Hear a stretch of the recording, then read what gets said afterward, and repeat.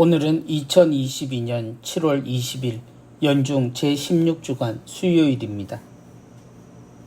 성부와 성자와 성령의 이름으로 아멘.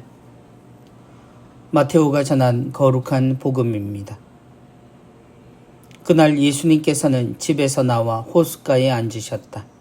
그러자 많은 군중이 모여들어 예수님께서는 배에 올라 앉으시고 군중은 물가에 그대로 서 있었다. 예수님께서 그들에게 많은 것을 비유로 말씀해 주셨다. 자, 씨 뿌리는 사람이 씨를 뿌리러 나갔다.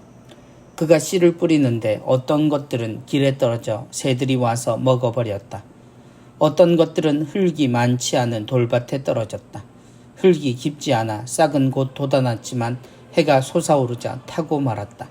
뿌리가 없어서 말라버린 것이다. 또 어떤 것들은 가시덤불 속에 떨어졌는데 가시덤불이 자라면서 숨을 막아버렸다. 그러나 어떤 것들은 좋은 땅에 떨어져 열매를 맺었는데 어떤 것은 100배, 어떤 것은 60배, 어떤 것은 30배가 되었다. 귀 있는 사람은 들어라. 주님의 말씀입니다. 그리스도님 찬미합니다. 씨 뿌리는 사람이 씨를 뿌리러 나갔다.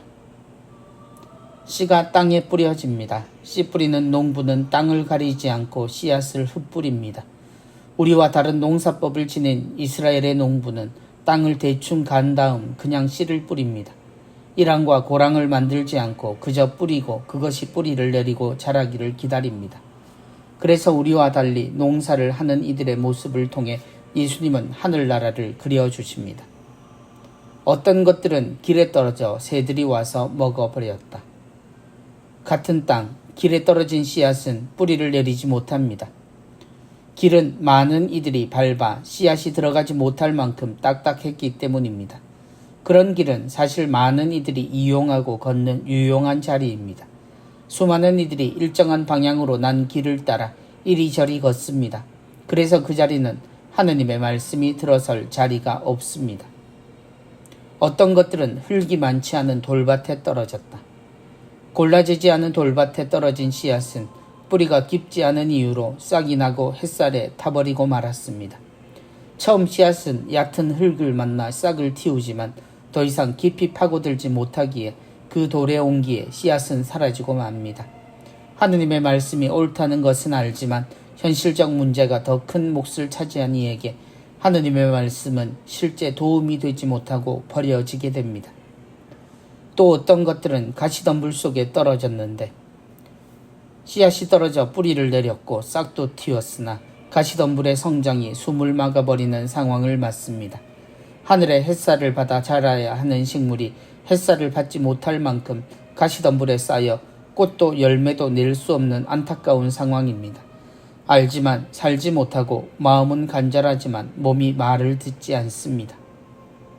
씨앗은 흙을 가리지 않지만 흙은 자신의 상황에 따라 씨앗을 달리 대합니다. 좋은 땅이 되는 것은 어쩔 수 없는 상황을 말하지 않습니다.